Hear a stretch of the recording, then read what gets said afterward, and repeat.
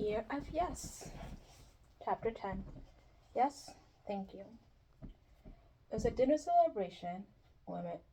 Uh, I was at a dinner celebrating Women in TV hosted by Elle Magazine and its editor in chief, Robbie Myers. It was one of the Yes events I'd made an agreement with myself to attend. In the beginning of the year of Yes, I dreaded these events. Small talk, nerds, photographers. It was all too much. It made my brain freeze. But at that point, deep into that year, I found myself almost looking forward to these events. I was almost comfortable. I smiled for the photographers and made my way down the press line into the events, where I actually managed to exchange intelligent small talk with talented writers and actors I long admired. Breathe in and breathe out. I no longer had the horrible sinking feeling that I always had at parties, that sad running nose pressed to the cold glass feeling of not belonging. There were no longer disturbing silence where people stared at me, waiting for me to speak. I no longer did the thing where I tried to stand as still as a marble statue in the hopes that freezing my form would magically render me invisible to the naked eye. I was blessed no longer worried about feeling a chicken bone across the room, and I only needed one pair of Spanx at a time these days. They were still too tight, but still, progress. I actually found myself thinking, this is going to be a great evening. Before dinner was served, Robbie Myers welcomed us. She was smart and funny as she called out with each name and pointed all.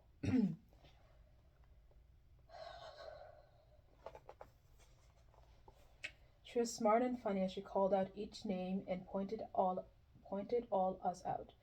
Then, explaining why they were chosen for the magazine's list of great women in TV, she named each woman's accomplishment. The accomplishments were innovative, bold, and impressive. A staggering number of powerful, accomplished women sat at the table. And yet, as the editor in chief pointed to each woman and named her powerful achievement without fail, every single woman named did one of three things: shook her head and looked away, waving off the words and ensuring applause is saying, no, no, no, not great. Look, it's not as great as she's telling you. He really was just mopping the floors and tripped and fell and accidentally typed the whole script. Ducked her head, an embarrassed look on her face. Me? She's talking about me? Don't talk about me. Nobody should ever talk about me. Talk about someone else. If there were any kind of tears when her name was called, she covered her face with her hand, almost as though she was trying to shield herself from a tragedy unfolding before her. Three laughed, and mortified, embarrassed, stunned. I can't believe I'm even sitting at the table with all these awesome people. What she was saying about me is the world's biggest lie, but they'd let me in the door. Laugh. Everything about her says wow. Just wow. I chose door number two.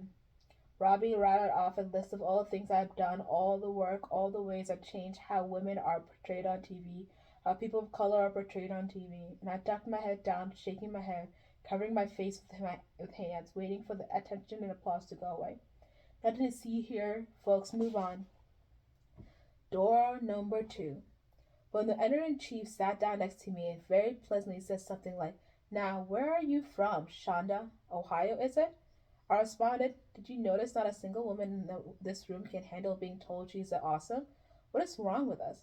The editor in chief blinked. I was not engaging in the rules of dinner conversation, which requires you to start with small talk, to start by wading in and just sleep right into the deep end of the pool. She blinked, and then she smiled. And then we had one of the most honest, interesting conversations I've ever had with a complete stranger while suffering a deficit of oxygen to my brain due to the tightness of my Spanx. But it stuck with me, bugged me, itched the back of my neck. Not a single woman in the room could handle being told, you're awesome. I couldn't handle being told I was awesome. What in the hell is wrong with us? I didn't have in my answers. And not having an answer, I did what I was now starting to do these situations. I decided to yes it, which is what I was finding myself doing more and more frequently.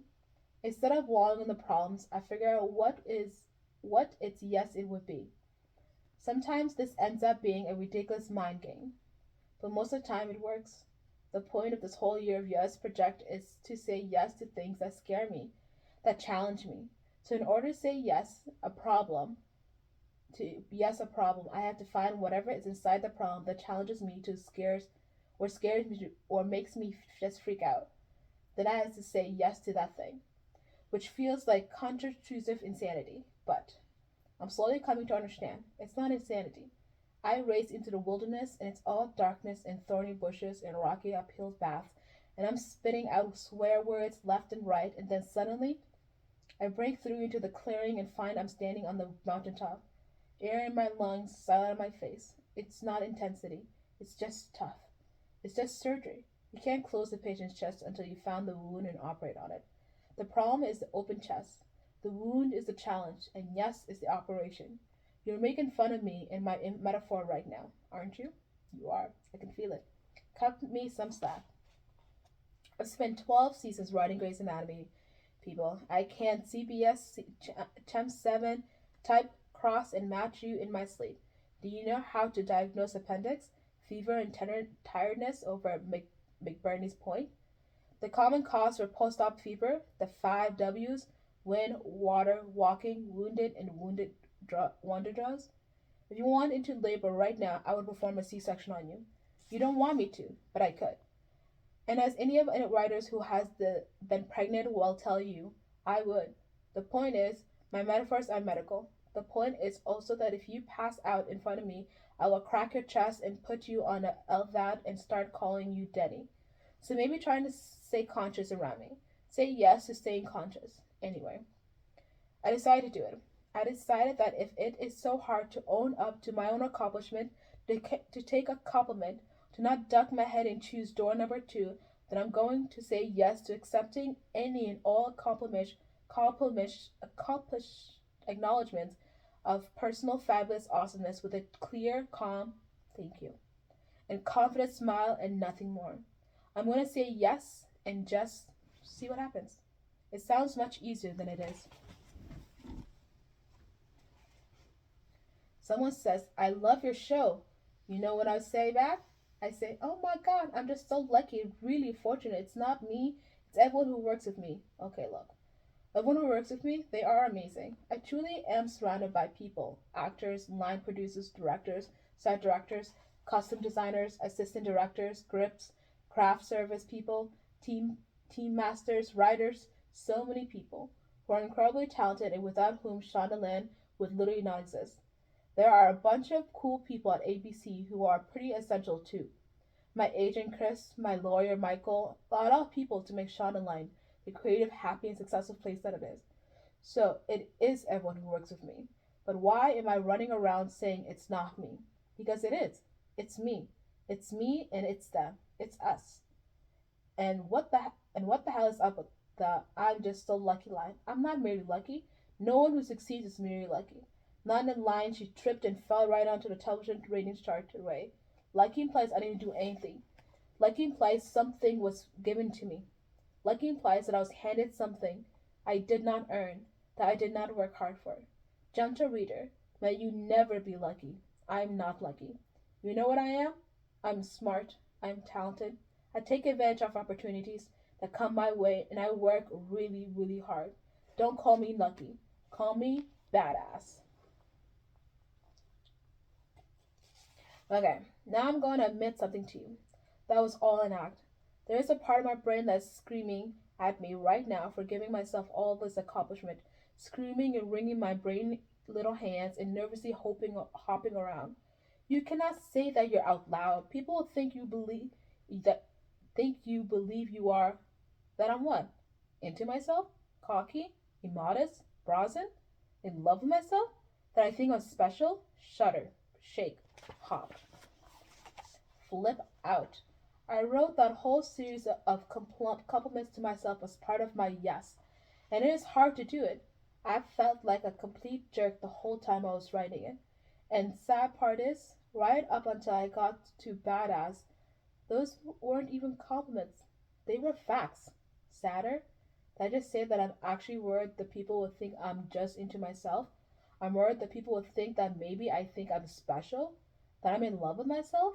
Wait, isn't that the goal? Don't people pay money to licensed therapists to get them into themselves to fall in love with themselves, to think they are special? Now, let's put our Gloria Steinem cashmere thinking caps on and see if we can decipher this puzzle. What is the opposite of cocky, immodest, brazen women? Anyone? A meek, chaste, timid woman. Who, in the name of Ruth Bader Ginsburg and Queen Bee, who wants to be meek, chaste, and timid woman? Do you? Because I sure as hell don't. I'm outraged. But I still can take a comment, and neither can any other woman I know. You know what? I don't think we've been raised to do so. Mindy went to Dartmouth College. I went to Dartmouth. Actually, that's kind of cool.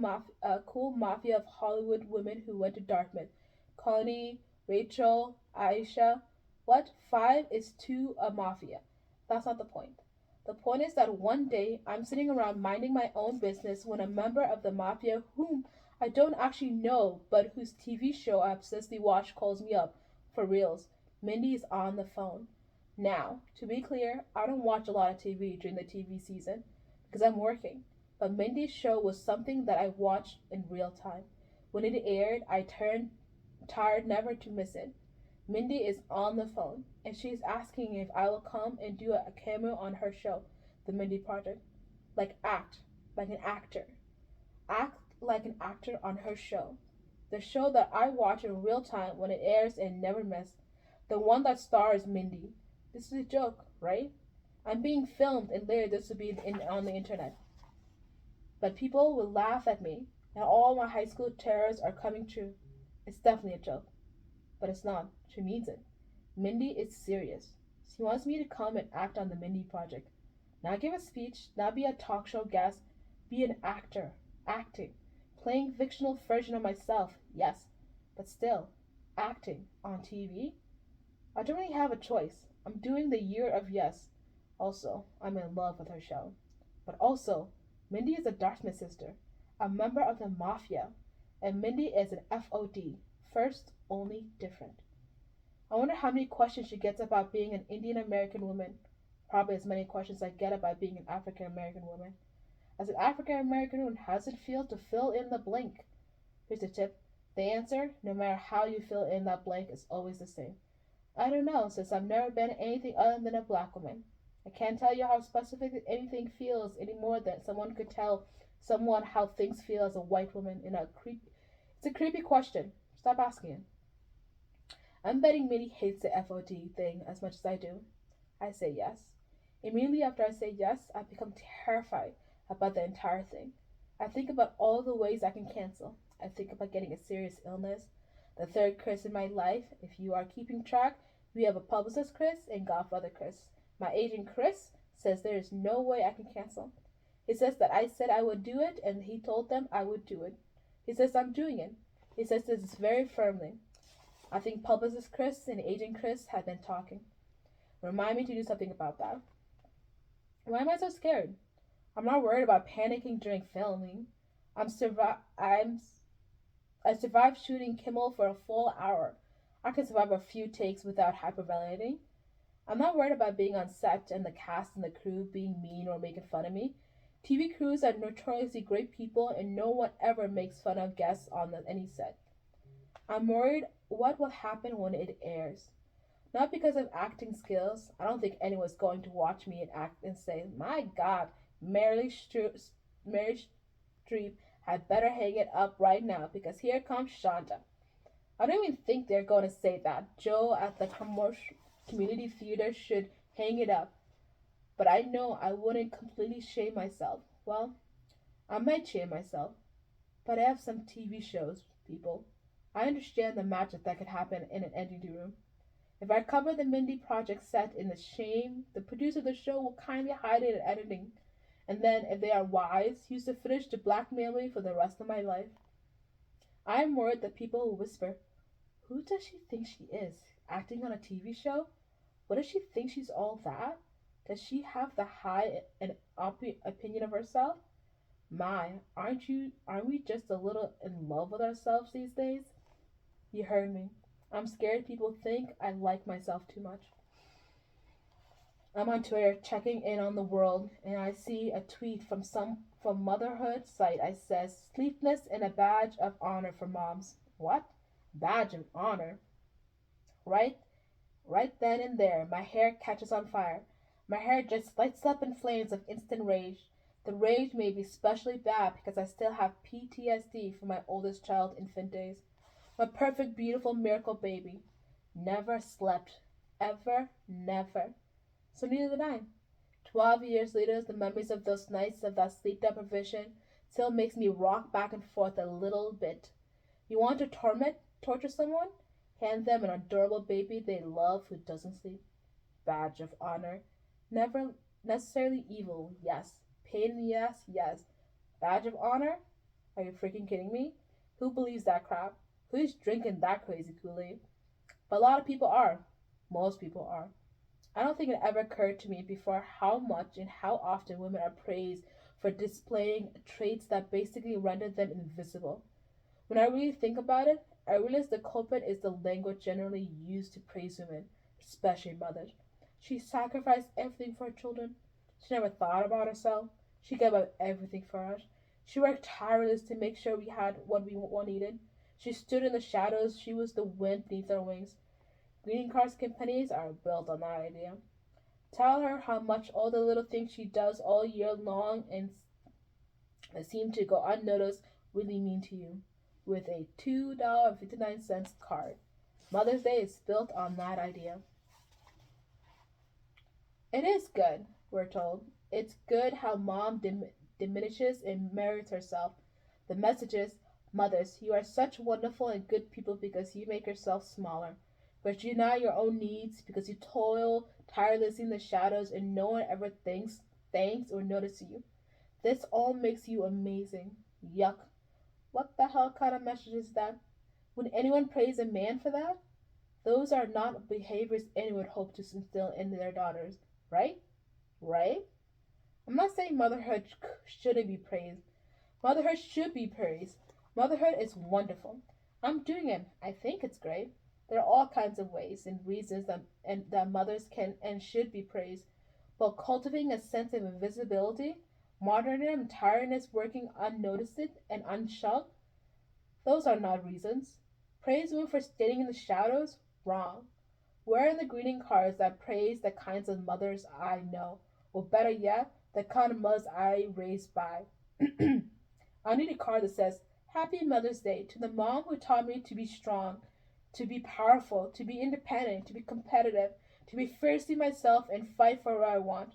Or Happy Mother's Day to a mother who taught me to argue when necessary, to raise my voice for my beliefs, to not back down when I am right. Or Mom, thanks for teaching me to kick ass and take names at work. Get well soon. Or simply, thank you, Mom, for teaching me how to make money and feel good about doing it. Merry Christmas. Where are the greeting cards for the kids and mothers I try to be? For the kind of mother I need my kids to see. For the kind of mother I want my daughters to one day be. And if there's no greeting card, what is there? There is me. I have to be my own greeting card. And to do that, I have to at least be able to take a compliment. The first time I try to do it, it's pathetic. That is nice color on you. I'm in the elevator, just me and one other person. A nice looking man. He's smiling at me. Why is the guy smiling at me? I'm notoriously bad at knowing when someone is flirting with me. Later, my friend Gordon will tell me, Fool, he was flirting with you. He was trying to meet with your client. Meet with your client? Is Gordon speaking for getting laid? See, the client is me. It's my. Moving on. I stare at the nice looking man who maybe wants a client meeting. Confused, he raises an eyebrow. Speak, Shonda, speak. Finally, I get it together. What? That's what I said to him. And my what is not a cute, flirty, two-syllable up-talk at an what? My what is a flat, constructive worker, get back to work grunt. What? The potential client meter looks taken aback. That is a nice color in you, I said. I look down at my dress. It's blue. I only know it's blue because Meryl Streep gave breathtaking monologue on the color in The Devil Wears Prada. I love Meryl Streep's work. I know everyone does, but I really do. More than you. I love Meryl's work so much that no matter what role she is playing, I'm rooting for that character. So while many people think that The Devil Wears Prada is about how mean the boss lady is, I know they are wrong. To me, it's clear that it's daring expose on how hard it is to find a good assistant. Meryl, by the way, probably knows how to take a compliment. Go Meryl in your blue.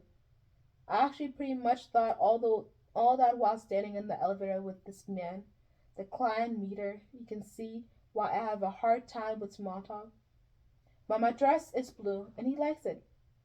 He likes it on me. Wait, he said he likes it. And I realize it's happening. My chance. Say it. Say thank you. Then smile. Don't say anything else. Don't offer any words of apology or remorse for having an audacity where a dress someone could like. Just stand there, confident and bold, like you too think this color is great on you. Thank you, I replied. Good. Smile, Shonda. Shut up, Shonda. I forced myself to smile, which is where things really go wrong. I think maybe my mouth is really dry, or I'm nervous, or I seem too determined to do this, that my smile comes out, well, terrifying. Like a Buffalo Bill smile.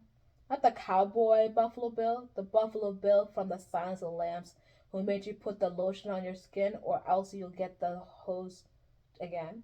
That smile. A horrifying, stretched, ghoulish clown face is what he must be seeing because now this nice guy who was probably flirting with me moments earlier is pressing into the corner of the elevator away from me like I have become a zombie who wants to eat his face. So instead of leaving it alone, instead of being all whatever, do be better next time, instead of letting a chicken bone be a chicken bone, I try to explain this to this poor man. That's freaky, right? The face?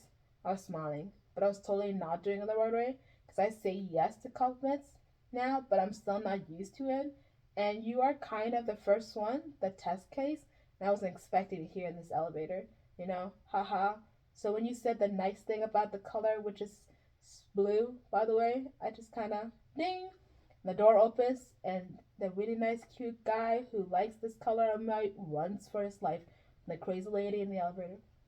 To my credit, I don't chase after him and continue trying to explain. Believe me, I want to, but I can't. I'm on my way to my gynecologist's office. Dr. Chen needs to meet with my client. A half hour later, Dr. Chen, well, I call her Connie because I say that I must be on a first name basis with anyone who gets to inside me. Connie is down between my thighs. My feet are up stirrups.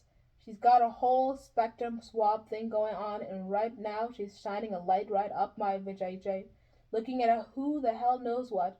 Maybe she will find my dignity in there. You have a good uterus, Connie explains. I push myself up, rest on my elbows, and look down at her. Thank you, Connie, I say, then I smile. Then I don't say anything else.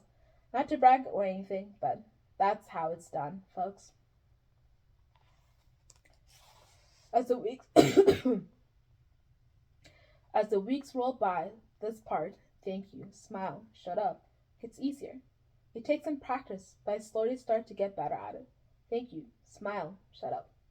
What happens is, when I give myself permission to just hear the compliment and not apologize for the compliment or brush them off or neglect the compliment, I start to appreciate the compliment. The compliment means something to me. More important, the fact that someone paused to take the time to give me a compliment means something to me. No one is obliged to compliment you. They do it out of kindness. They do it because they want to. They do it because they believe the compliment they are offering. So when you negate someone's compliment, you're telling them they are wrong. You're telling them they wasted their time. You're questioning their taste and judgment. You are insulting them. If someone wants to compliment you, let them.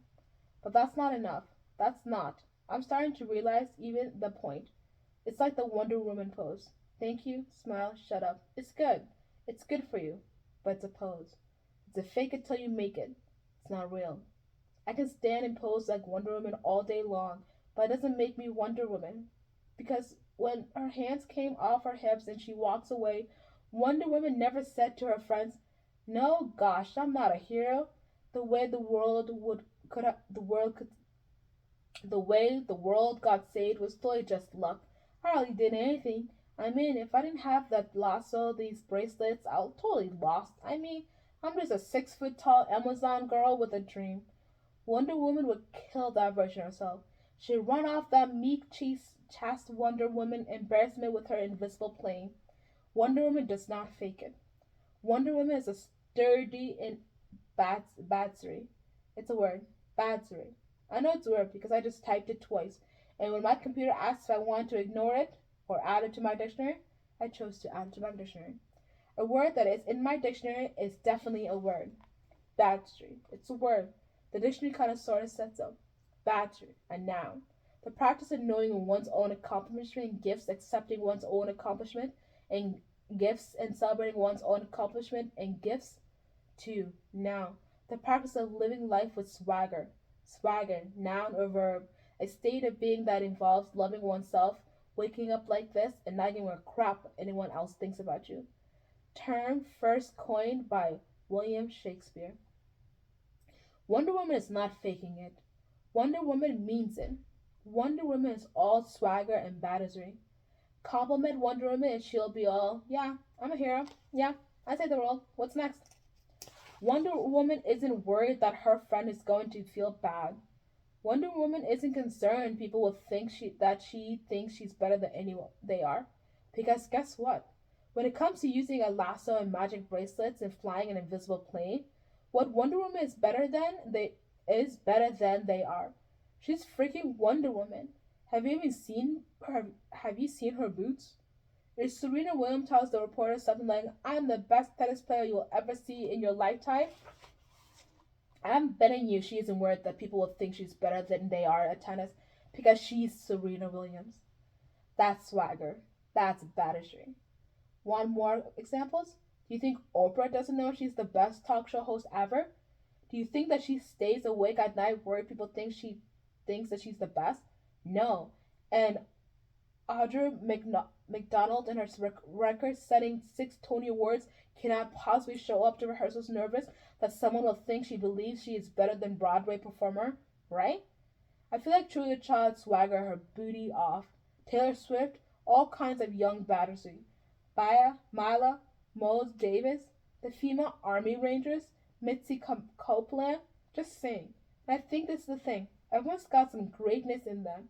You do. The girl over there does. The guy on the left has some. In order to really mine it, you have to own it. You have to grab hold of it. You have to believe it. Serena's not worried her friend's gonna feel bad she's not good at tennis as Serena is. You know why? Because in order to be as good as Serena, you have to decide that your goal is that no one is going to be as good as you are at tennis. Then you have to make it true. And you have to be okay with being better than everyone else. One of the most surprising things about Grey's Anatomy becoming a big hit was how unhappy it made me. How scared and sad and nervous and ashamed. My father used to tell us the only obstacle to your success is your own imagination. He said so much that I hear his voice sometimes in my sleep. Of course he was right. But once success came, I did not know what to make of it. Many of my friends were struggling writers. Suddenly I was no longer one of them. I was on the outside looking in. I was unsure of what this change would mean. I wanted everything to stay the same. I didn't feel like it was okay to celebrate. It's fine to be competitive when you are all on the same playing field, but when you're the only one allowed in the game, I took my trophies and I chucked them in the back of my cabinet. I didn't talk about how the show was with anyone who didn't work on the show, ever. If someone brought it up, I shrugged it off, ducked my head, and waved my hand. No, don't look at me. This lasso, these bracelets, they're nothing.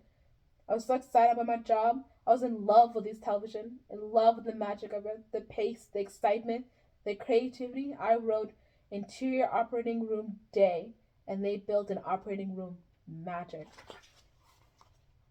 The day after the OR was completed, I spent the entire afternoon in that operating room alone, playing. It was the pantry all over again. I grabbed paddles and yelled, Clear! I waved my arms and shouted, Damn it, Richard! We have to save him! Clamp! Dreams come true. But when I wasn't at work, it was like it didn't exist. I shoved it all down. It was like this dirty little secret. The phrase, hide your light under a bushel. comes to mind, and the more I shoved it down, the more dirt it seemed, the unhappier I got. I did not know how to celebrate my success in the face of my friends' continued struggles. I worried they would think I thought that I was a better writer than they were. I put a lot of food on top of the trying to deal with the problem. And by the way, fatness made for a real nice balance. Fat and successful seemed much less threatening. Years went by, more shows were born, and outside the office I kept it up. I'm just a writer. I said that a lot. It was folks' answers to everything. My way of making sure people knew that I didn't think I was doing anything special. My way of not being arrogant or snotty. I'm just a writer. It's not an ounce of battersea here. No swagger in sight. I still couldn't own being powerful. I tried hard to make myself smaller, as small as possible. Tried not to take up space or make too much nice noise. Every time I won an award or something big happened, I worked that to appear a little bit silent and sweeter and simpler in the face of my own greatness. I just wanted everyone else to feel comfortable. Funny thing is, no one ever asked me to do it. It just seemed like what I was supposed to do. Like what you do. I'm just a writer. If I'm not enjoying all these success, then see, it isn't just a big deal. I clearly don't think I'm special. I clearly am not loving myself. Yeah, I clearly was not loving myself. Everyone would agree about that. I don't know what I ever would have changed if Dolores hadn't said her 6 words and this year of yes hadn't happened. So, yes, I can take a compliment now. Thank you. Smile. But now I've got this new goal. I want it. Battersea. I want to feel free to swagger. I decided yes. Yes, it's okay to go for it. It's not bragging if you can back it up. I whisper to myself in the shower every morning. That is my favorite Muhammad Ali quote. If you ask me, Ali invented modern day swagger. I launched myself on a course toward full fledged battery. People around me noticed the change immediately. My 3 closest friends enjoy analyzing it. Scott tells me that I'm starting to observe. He tells me that I talk more, that I used to be silent, that he likes this in me. Zola declares, your whole energy has changed. The way you fill a room has changed. Gordon tells me I look happy and younger. He thinks my client will have more meetings. I can certainly feel the difference. It is both terrifying and exhilarating. Mentally, I'm trying to be as cocky and immodest and brains as I can be. I'm trying to take up as much space as I need to take up, to not make myself small in order to make someone else feel better. I'm allowing myself shamelessly and comfortably be the loudest voice in the room. I'm never merely lucky. I try hard to think I'm special, to be in love with myself, to be into myself. I strive for battery. Men do it all the time. Take the compliment and run. They don't make themselves smaller. They don't apologize for being powerful. They don't downplay their accomplishments. Battery, I'm discovering, is a new level of confidence in both yourself and those around you. I now feel like I can see so many amazing things about myself and the people around me. This is before, by hiding and worrying and being unhappy, I was not looking at the people around me and seeing how truly gifted and amazing they are. There was certainly nothing in me that could have been positive and uplifting or inspiring to them. Now, when I was busy hiding and trying to be smaller and a nothing, I started thinking we are like mirrors. What you are, what you are get, what you are gets reflected back to you. What you see in yourself, you may see in others, and what others see in you, they may see in themselves. That's deep. Or it's stupid. Whatever it is, it still comes down to Wonder Woman. You stand like this in that pose, and after a while, you start to feel like Wonder Woman. People start to look at you and see Wonder Woman.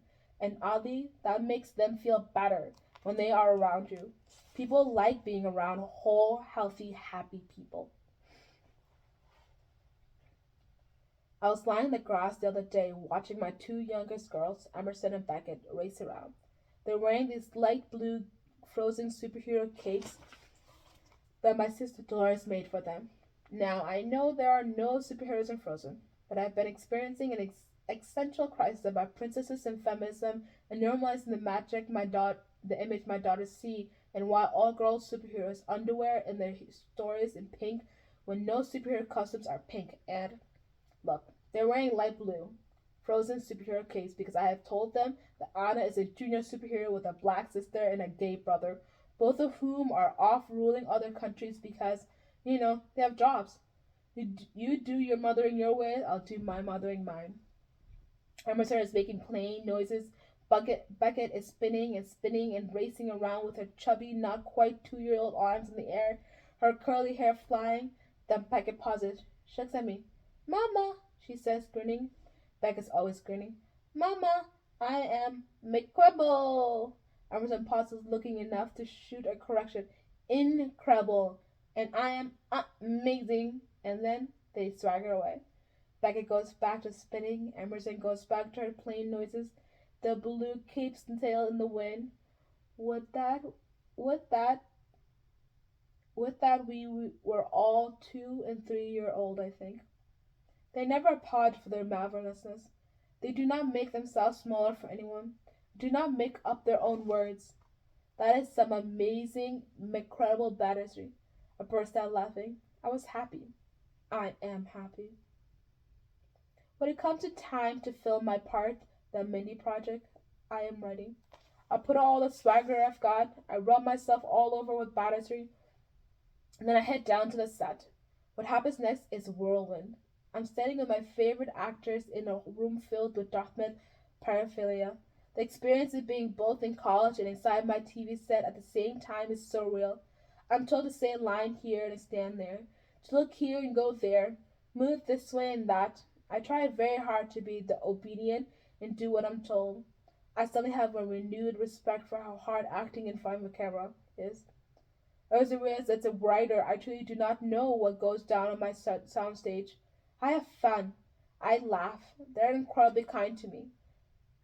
Ick, who is both the head writer and an actor on the show, becomes my most favorite person ever. I had to take photos with everyone. I leave with a smile on my face. I don't think I'll ever act again. But if this was my only experience, it was a perfect one. When the episode airs, I do the boldest things, so full of badass swagger. I sit down in the middle of my family room. I turn on my TV in real time. I watch the Mindy Project. I do not flinch when I see myself. I do not think, who does that girl think she is? I look myself up and down and think, not bad. Actually, kind of amazing. Incredible. Then I put on my blue Frozen superhero cape and I do some spinning. Well, I do the adult version of that, which means that I open a great bottle of wine and pour myself a glass. Around the same time, my assistant gave me a gift. They know that I'm a political fan the way some people are football fans or baseball fans. I watched C-SPAN and called it a good time. Election night in my Super Bowl, and I have been in front of TV for wall-to-wall coverage of every inauguration day since I was a teenager. That President Bill Clinton was the Ellen DeGeneres show, and it says something extremely nice about loving everything I did in terms of my TV work was a big deal. I tear the paper off the beautifully wrapped gift. Inside is a t-shirt. The t-shirt reads, Bill Clinton loves anything I do. In big, bold letters. I love this t-shirt. So much that I actually scream with glee when I see it. It's perfect. But it's not for the faint of heart. The shirt is downright cheeky. That shirt takes courage. That shirt takes swagger. It took a lot for me to wear that shirt out of the house. Much battery was needed. I put it on and wore it out and about for a full day. And when anyone made a comment about it nice, snarky, or otherwise, I had only one response. Thank you. Smile. Shut up. Now, if you will excuse me, I have to go lock door number 2. I gotta go, you see. If it's 1/2 swagger o'clock and I'm late for my buzz. The end.